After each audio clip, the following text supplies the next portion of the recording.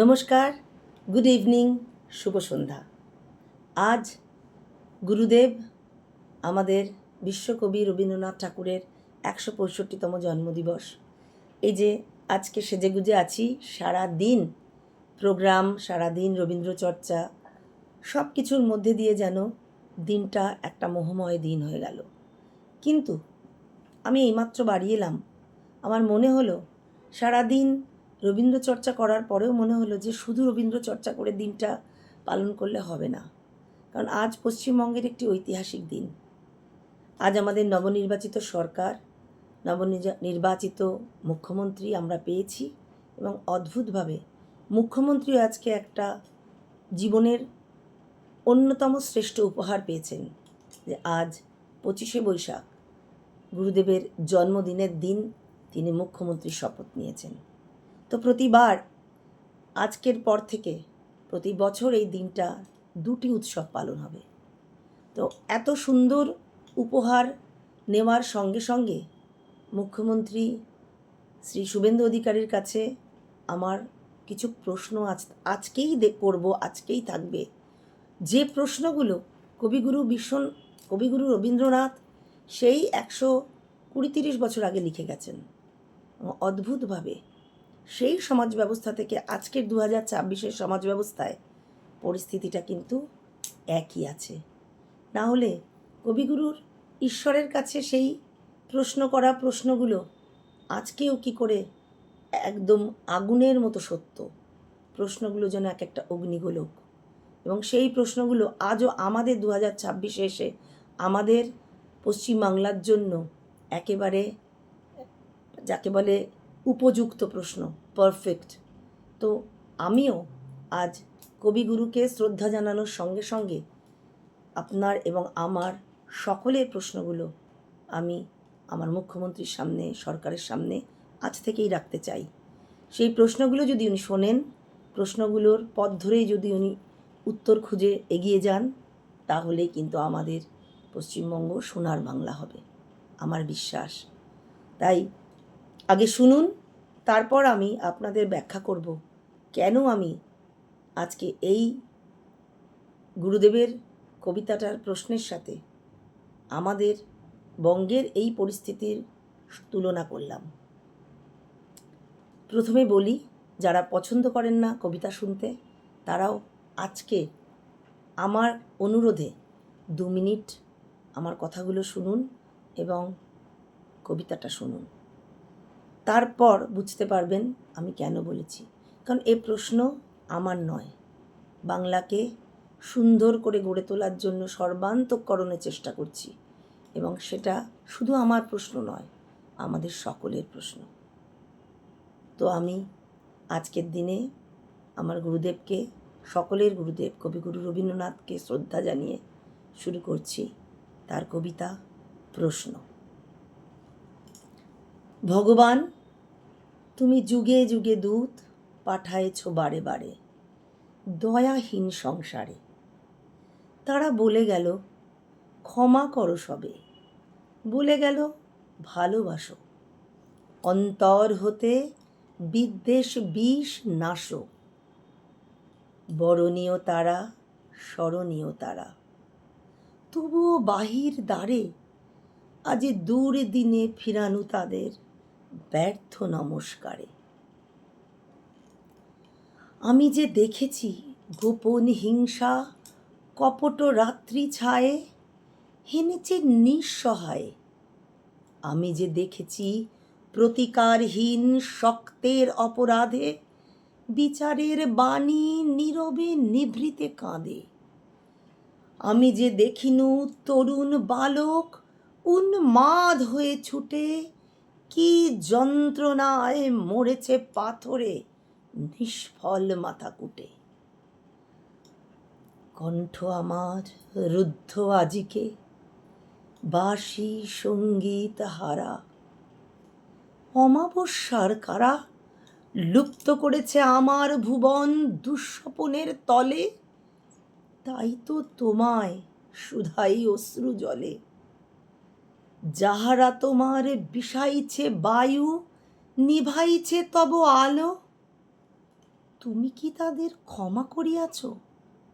তুমি কি বেসেছ ভালো?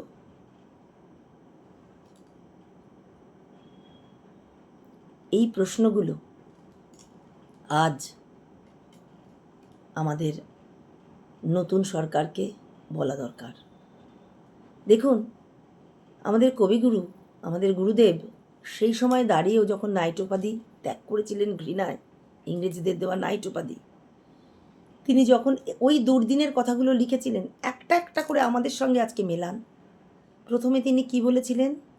দয়াহীন সংসারে বারবার অবতাররা আসেন, কিন্তু তারা বারবার বলেন ক্ষমা করো, বলেন ভালোবাসো।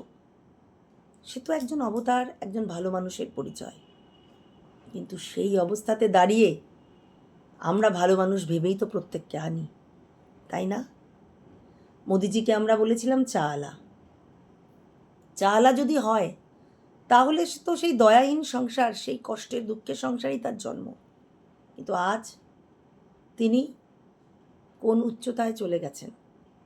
অ্যাজ এ প্রাইম মিনিস্টার ৭২ বছরে বহু মানুষ যা করতে পারেন, বহু প্রধানমন্ত্রী বারবার এসেছেন গেছেন, তারা যা করেননি, অনেক জটিল জট তিনি ছাড়িয়েছেন, সেটা তো অনস্বীকার্য। বিরোধীরাই বলুক, সরোধীরাই বলুক, সাধারণ মানুষ হিসেবে জনগণ বলুক, তাই না? তবুও আজকে দেখুন আমাদের রাজ্যে একটা কথা, প্রথম প্রশ্নে কী করলেন আমাদের গুরুদেব? যে আমি যে দেখেছি গোপন হিংসা কপট রাত্রে ছায়ে, হেনেছে নিঃসহায়। সমস্ত নিঃসহায় মানুষগুলো, তাদের সাথেই কিন্তু যত যন্ত্রণা, যত খুন, যত রাহাজানি, সব কিছু কিন্তু তাদের সাথে হচ্ছে, তাই না? হয়েছে। প্রতিকারহীন শক্তের অপরাধে বিচারের বাণী নীরবে নিভৃতে কাঁদে আমি দেখেছি। সত্যি তো তাই। আজকে অভয়ার চরম নির্মম হত্যাকাণ্ডের বিচার আজও নীরবে নিভৃতেই কাঁদছে। প্রত্যেকটা প্রশ্ন সেই সময় থেকে আজ 2026 পর্যন্ত একটাও কিন্তু একটু বদলায়নি, তাই নয় কি? আমি যে দেখুন তরুণ বালক উন্মাদ হয়ে ছুটে কি যন্ত্রণায় কষ্ট হয়ে যাচ্ছে, কি যন্ত্রণায় মরেছে পাথরে নিষ্ফল মাথা কুটে। আমার কাছে স্ক্রিপ্ট নেই, আমি আমার অন্তর থেকে আপনাদের সাথে কথা বলছি, তাই ভুলে যাচ্ছি।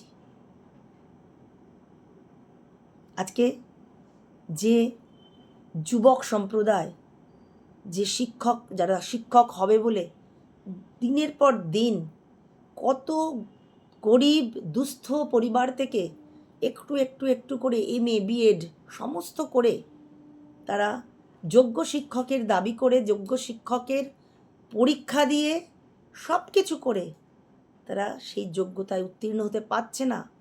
উল্টে কি করছে? আমাদের প্রাক্তন সরকারের অপূর্ব তার মহিমা, যে তাদের আজকে শয়ে শয়ে দিন, বছরের পর বছর ওই রাস্তায় ধুলোয় গড়াগড়ি খেতে হচ্ছে। কি বলবো বলুন? আমার আজকে বলছে না যে কণ্ঠ আমার রুদ্ধ আজিকে, এগুলো বলতে গিয়ে আমি বলতে পারছি না, আমার কণ্ঠই রুদ্ধ হয়ে যাচ্ছে। আপনারা নাটক ভাবতে পারেন, আপনারা যারা সমালোচনা করবেন তারা অনেক কিছু বলতে পারেন, তো একবার অন্তরের সাথে ভেবে দেখুন, আমি একটা সাধারণ মানুষ হিসেবে বলছি, কথাগুলো কি মিথ্যে? আজকে রবীন্দ্রনাথের 165তম জন্মদিবসে শ্রদ্ধা জানাতে গিয়ে কবিকে শুধু আমি এই কবিতাটার মধ্যে দিয়েই শ্রদ্ধা জানালাম, আর কোনো কবিতা, কোনো ভালো লাগা কবিতা বলতে পারলাম না। হৃদয় আমার নাচেরে আজকে ময়ূরের মতো নাচেরে, পারলাম না, কারণ সত্যি হৃদয় এখনো নাচার জায়গায় আসেনি। সেই তরুণ বালকের মতো সেই রবি ঠাকুরের কথায় সমস্ত যুবক সম্প্রদায়, মেয়েরা, ছেলেরা রাস্তায় ঘোরাঘুরি খাচ্ছে।